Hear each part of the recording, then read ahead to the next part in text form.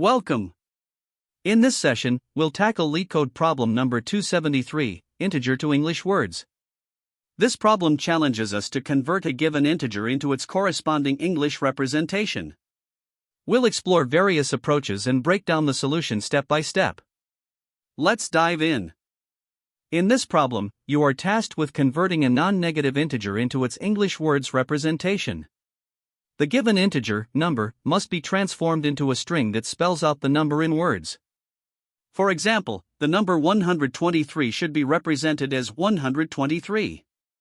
The input will always lie in the range from 0 to 2 to the power of 31, which means it can range from 0 to 2,147,483,647. The output string should be properly formatted without any leading, trailing, or extra spaces. Additionally, the output must correctly spell out the number in English, following standard conventions. For example, when the input is 123, the output should be 123. Here's how this is achieved. The number 123 is broken down into its components 100, 20, and 3, these correspond to 100, 20, and 3, respectively. By combining these parts, we get the final English representation, 123. Similarly, for an input of 12,345, the output is 12,345. In this case, the number is split into 12,340 and 5. Each part is translated into English 12,340 and 5 and then combined to produce the final output string. Breaking this down further, if the input is 1,234,567, the output would be 1,234,567. The number is divided into its respective place values, 1,200,000, 34,000, 560, and 7. Each of these components is converted into words 1,234,560, and 7.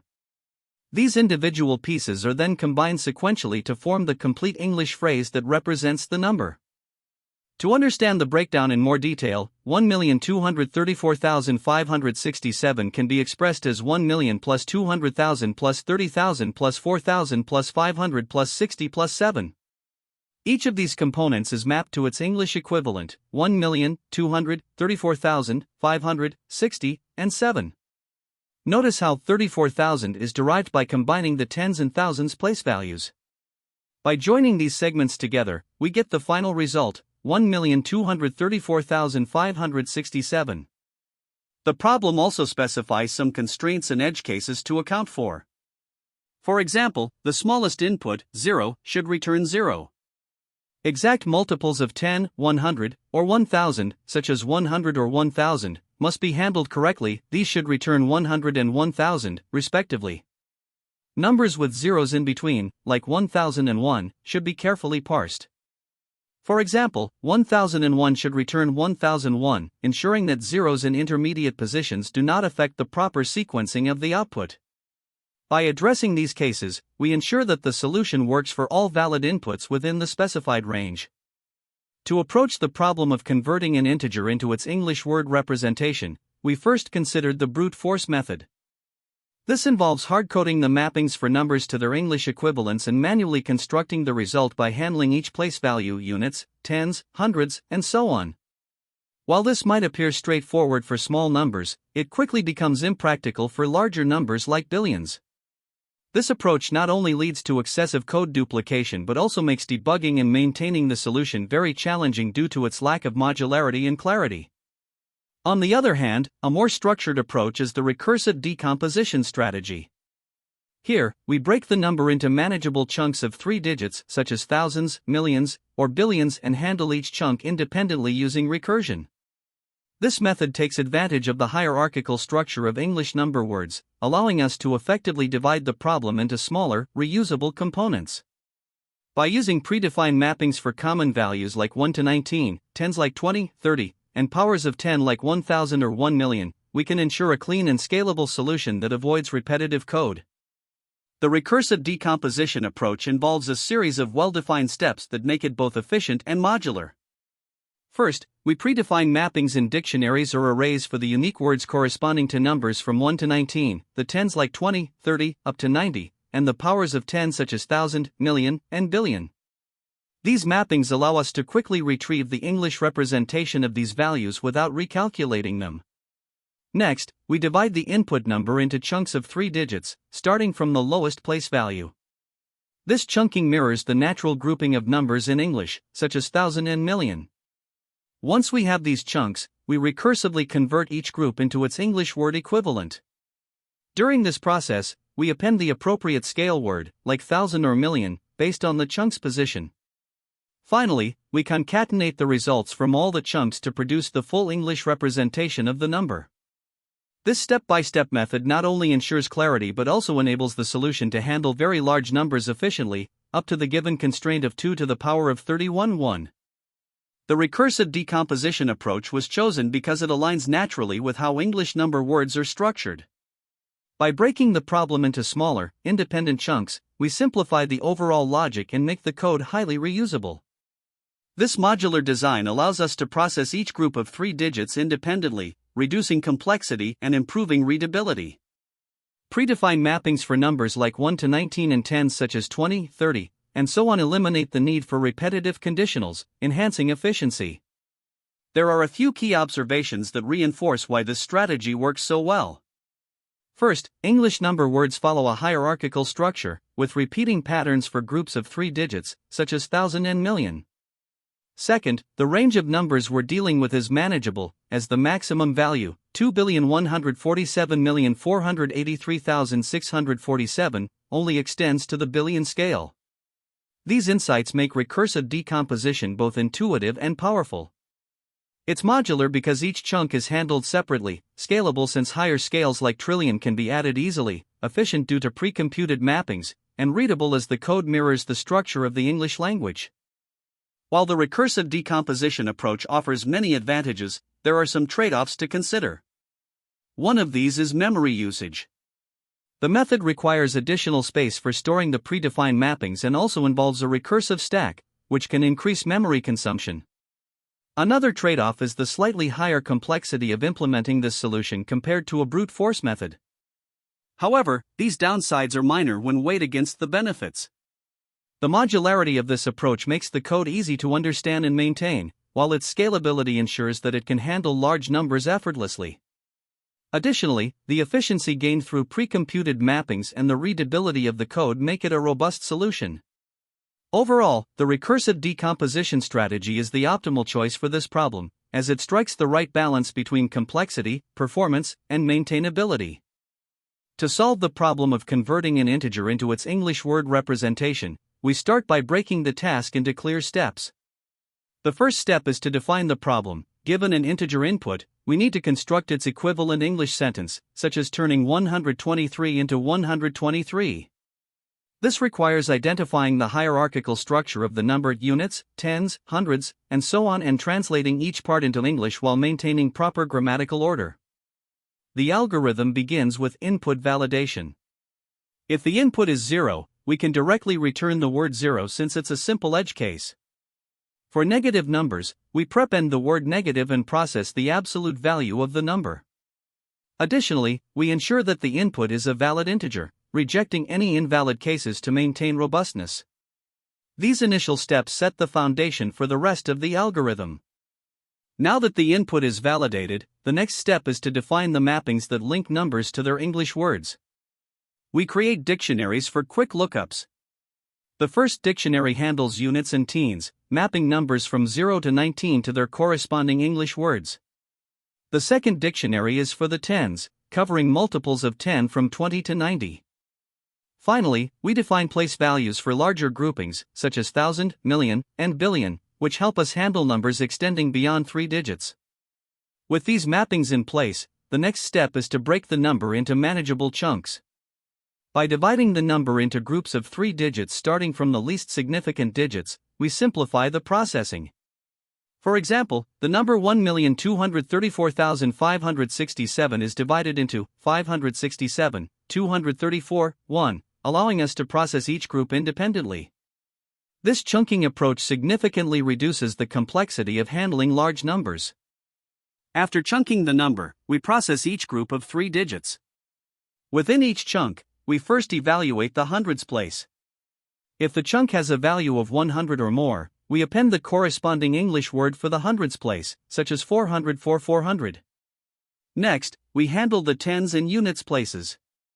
If the value is less than 20, we can directly map it using the units and teens dictionary. Otherwise, we use the tens dictionary to determine the word for the tens place, such as 20 or 30, and then append the units word, like 3, to form 23. Once a chunk is processed, we append its corresponding place value, such as thousand or million, based on its position. For the smallest chunk, which represents the units, no place value is added. Finally, we concatenate all the processed chunks into a single string, ensuring proper spacing and grammar, to produce the complete English sentence for the number. This algorithm highlights several key insights. First, chunking the number into groups of 3 digits simplifies the problem by allowing us to process smaller, independent parts. This approach makes it easier to manage the complexity of large numbers. Second, using dictionaries for units, teens, tens, and place values provides an efficient O(1) lookup time for each mapping, which is both fast and scalable.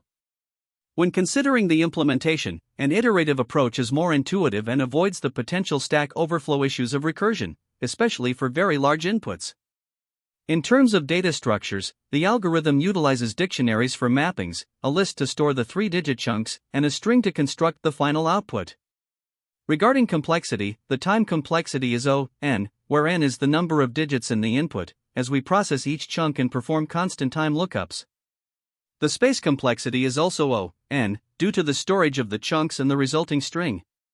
Together, these insights and optimizations ensure the solution is both effective and efficient. Here, we start by defining a class called solution and implementing a method named numberToWords. This method takes an integer, number, as input and converts it into its English word representation. The first thing we do is check if the input number is 0. If it is, we simply return the string 0 since there's no further processing required for that case. Next, we define a helper function called 1_to_19, which maps numbers from 1 to 19 to their corresponding English words. This is done using a list where the index represents the number itself, making it easy to retrieve the word for a given number. After that, we define another helper function, tens, which handles the tens multiples like 20, 30, and so on, starting from 20. Again, we use a list to map indices to words for efficient lookup. Moving forward, we introduce the 2_digits function to handle numbers less than 100. If the number is less than 20, this function directly calls 1_to_19. Otherwise, it combines the appropriate word from the tens function with the word for the remainder, if there is one. Finally, we define a 3_digits function to handle numbers less than 1000. This function first checks if the number is less than 100, in which case it delegates the processing to the 2_digits function. Otherwise, it breaks the number into hundreds and the remainder, appending the word hundred along with the corresponding words for the remainder, if applicable. Now, to handle numbers larger than 1000, we define a recursive function named number_to_words_recursive. This function processes numbers in chunks, breaking them down into thousands, millions, or billions as needed. If the input number is 0, it simply returns an empty string. For numbers less than 1000, it directly calls the 3_digits function. For numbers in the thousands range, it divides the number by 1000 and recursively processes the quotient, appending the word thousand. If there's a remainder, it recursively processes that as well and appends the result. Similarly, for numbers in the millions range, it divides the number by 1 million, recursively processes the quotient, and appends million, following the same logic for the remainder. Finally, for numbers in the billions range, it divides the number by 1 billion, processes the quotient, and appends billion, again handling the remainder recursively if it exists. This recursive structure ensures that any input number, regardless of its size, is broken down into manageable parts and converted into words step by step. The method concludes by returning the result of number_to_words_recursive with any leading or trailing whitespace stripped off. Here, we begin by defining the solution class and the main method numberToWords. This method takes an integer number as input and converts it into its English representation. If the number is 0, we simply return the string 0. Otherwise, we call a helper method, number towards recursive, which performs the actual conversion and trim any extra spaces from the result. To handle numbers below 20, we define the 1 to 19 method. This method uses an array of strings to map numbers from 0 to 19 to their corresponding English words. Similarly, we define the tens method to handle multiples of 10 from 20 to 90. Here, we map numbers like 20, 30, and so on to their English equivalents. Finally, the two-digits method combines these two helpers to handle all two-digit numbers. If the number is less than 20, it directly uses the 1 to 19 method. Otherwise, it constructs the word by combining the result of tens for the tens place with the result of 1 to 19 for the ones place, adding a space between them if necessary. Now, we proceed to handle three-digit numbers using the three-digits method. If the input number is less than 100, it delegates the processing to the two-digits method. For numbers 100 or greater, it constructs the string by first determining the word for the hundreds place using the 1 to 19 method, followed by the word hundred. If there is a remainder after dividing by 100, it appends the English representation of that remainder by calling the two-digits method. The core logic for converting a number to words is implemented in the number to words recursive method. This method uses recursion to break down the number into smaller segments. If the number is 0, it returns an empty string. For numbers less than 1000, it calls the three-digits method. For larger numbers, it processes segments like thousand, million, and billion by repeatedly dividing the number and appending the appropriate segment name. It also ensures that the remainder is processed recursively, appending its English representation if it is not 0. Finally, we close the class with the ending curly braces, completing the implementation. This structure ensures that the code is modular, with each helper method handling a specific part of the conversion process.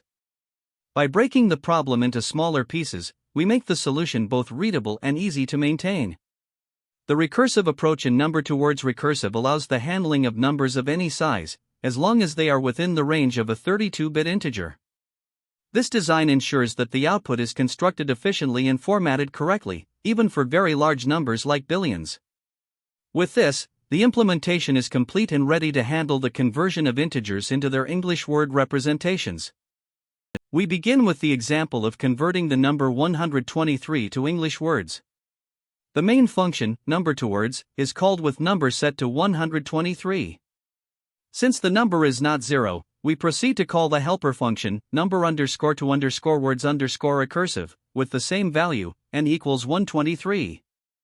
Now, within the recursive function, because n is less than 1000, the process is delegated to another helper function called 3_digits.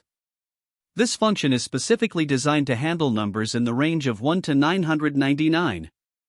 Here, we first calculate the hundreds place by performing integer division, 123/100, which gives us 1.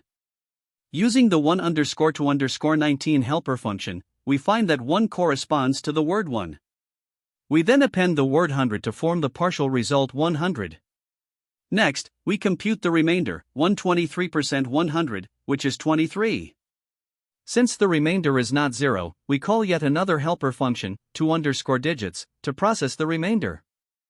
Now, the 2_digits function takes over to handle the number 23. Since 23 is greater than or equal to 20, we break it down into its tens and ones components. First, we calculate the tens place by performing 23/10, which gives 2. Using the tens helper function, we determine that 2 corresponds to the word 20. Next, we calculate the remainder, 23% 10, which gives 3. Using the 1 underscore to underscore 19 helper function again, we find that 3 corresponds to the word 3. Combining these results, we form the phrase 23. Returning to the 3_digits function, we now combine 100 with 23 to construct the complete English representation of 123 as 123. Finally, the result is stripped of any extra spaces and returned as the output, which is 123. Let's explore the second example, converting the number 1,000,001 to English words. The main function, number to words, is called with number set to 1,000,001. Since the number is not 0, we proceed to call number underscore to underscore words underscore recursive with n equals 1000001. Within this recursive function, we find that the number is greater than or equal to 1 million but less than 1 billion. This means we need to handle the millions place first. To do this, we calculate 1000001 //10⁻6, which gives 1. We then make a recursive call to number underscore to underscore words underscore recursive with the value 1. This call returns the word 1. Next, we append the word million to form the partial result 1 million. The remainder, 1000001%10⁻6, is calculated as 1. Since the remainder is non-zero, we make another recursive call to number underscore to underscore words underscore recursive with the value 1. For this recursive call, since 1 is less than 1000, we pass it to the 3 underscore digits helper function. In the 3 underscore digits function, the input number 1 is less than 100, so it is passed to the 2 underscore digits helper function. Here, the 1 underscore to underscore 19 function is used to determine that 1 corresponds to the word 1. This result is returned to the previous recursive steps. Combining all the results, we now have 1 million from processing the millions place, and 1 from processing the remainder. Together, these form the final English representation of 1 million, and 1 is 1,000,001. The result is returned as the output. Finally, for the third example, we look at converting the number 0. Here, the main function, number to words, is called with number set to 0. Because the number equals 0, we directly return the word 0 without performing any further recursive calls or processing. The output for this case is simply 0. To summarize, this solution works by breaking the input number into smaller chunks, such as billions, millions, thousands, and so on, and processes each chunk recursively. It uses helper functions like 1 underscore to underscore 19, tens, 2 underscore digits, and 3 underscore digits to simplify the conversion of smaller ranges of numbers into English words. The recursive structure ensures that the number is processed hierarchically, starting from the largest grouping, such as billions or millions, and working down to the smallest grouping, such as the ones place. This systematic approach allows the solution to handle numbers of varying magnitudes efficiently and produce their English representations accurately. To analyze the time complexity of converting an integer to its English word representation, we start by understanding the key operations involved.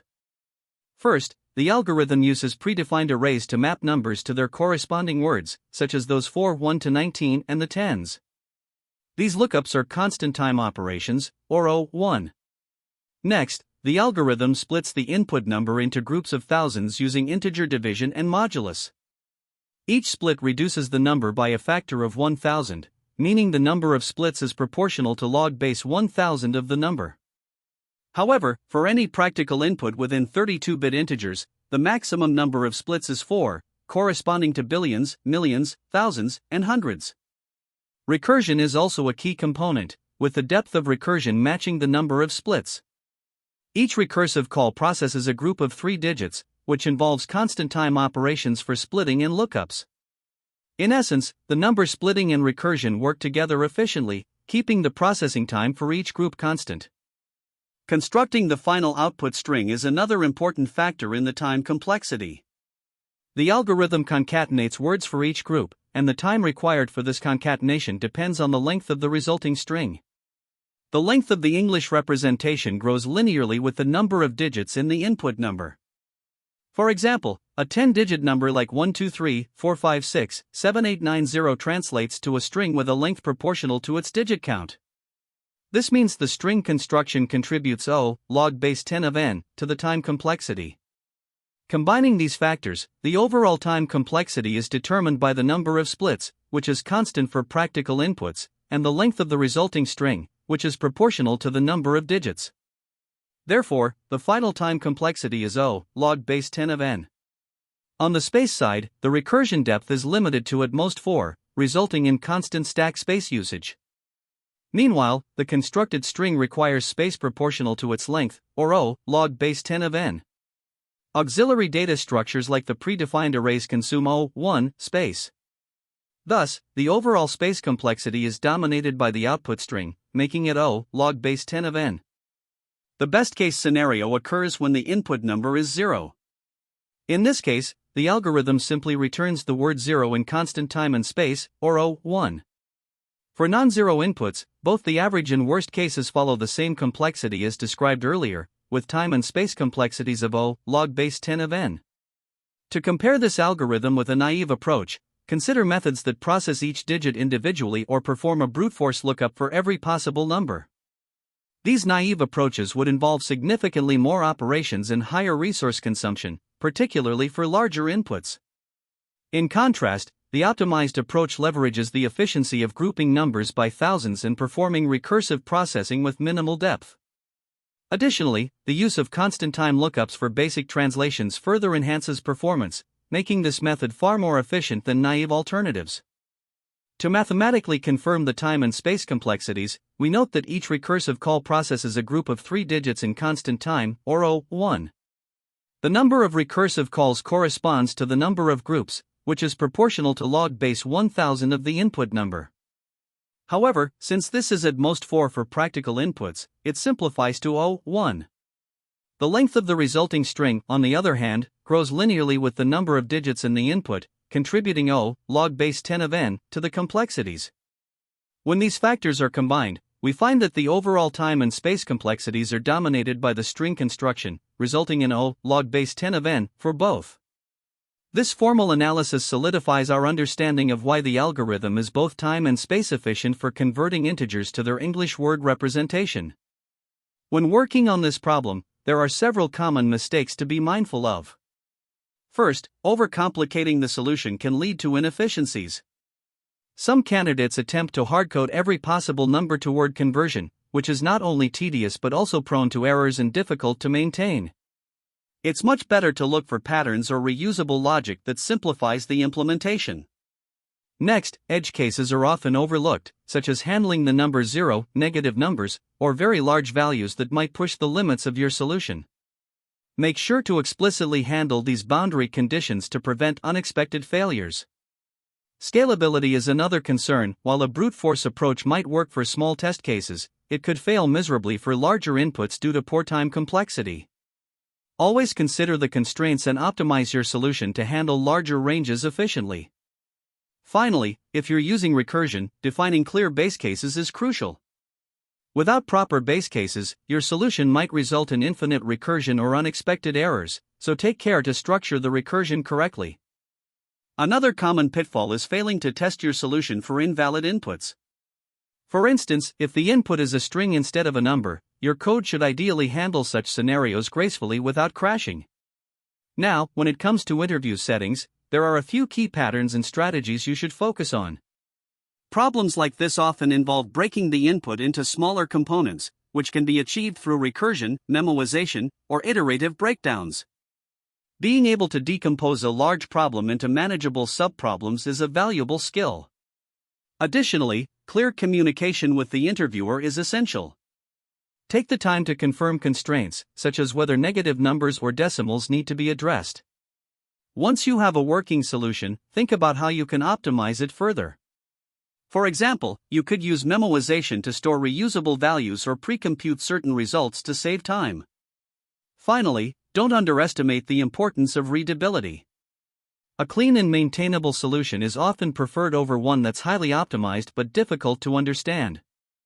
This problem is closely related to several others that you might encounter, which can help you recognize common themes and patterns. For instance, LeetCode 273, integer to English words, is a classic example of converting numbers into a specific format and requires precise handling of edge cases. Another related problem is LeetCode 246, strobogrammatic number, which emphasizes understanding constraints and working with number patterns. LeetCode 12, integer to Roman, also involves mapping numbers to a specific format, much like the number-to-word conversion in this problem. Finally, LeetCode 43, multiply strings, demonstrates how to work with numbers represented as strings, which requires strong skills in string manipulation and a focus on scalability. These related problems offer great practice for honing the techniques and strategies that are essential for solving this type of challenge. To tackle this type of problem, there are several alternative approaches you can consider, each with its own trade-offs. The recursive approach is often a natural choice, as it allows you to break the problem into smaller components. However, this method requires additional memory for the call stack, so it may not be the best option for constraints involving limited space. On the other hand, an iterative approach with pre-computed values eliminates the overhead of recursion. While this method can be slightly more complex to implement, it tends to be more efficient in terms of memory usage. Dynamic programming or memoization is another powerful technique, especially when the problem involves overlapping subproblems. This approach optimizes computations by storing results for reuse, but it comes at the cost of additional memory. Lastly, string manipulation is a viable option when the input involves strings or frequent transformations. While it's great for handling edge cases, it might be slower when dealing with very large inputs.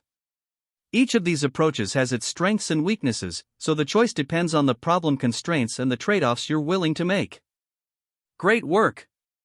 We've reached the end of LeetCode problem number 273. We broke down the problem, explored a recursive approach, and discussed its time and space complexities. Remember, recursion and breaking problems into manageable parts are essential strategies for tackling challenging problems. Don't forget to practice and apply these concepts to other problems. See you next time. That's the end of this tutorial. I hope you found this explanation helpful for understanding the solution to this LeetCode problem. If you enjoyed this content, please consider subscribing to the channel for more coding tutorials and solutions. Feel free to leave a like if this video helped you, and don't hesitate to comment with any questions you might have. Thanks for watching, and happy coding!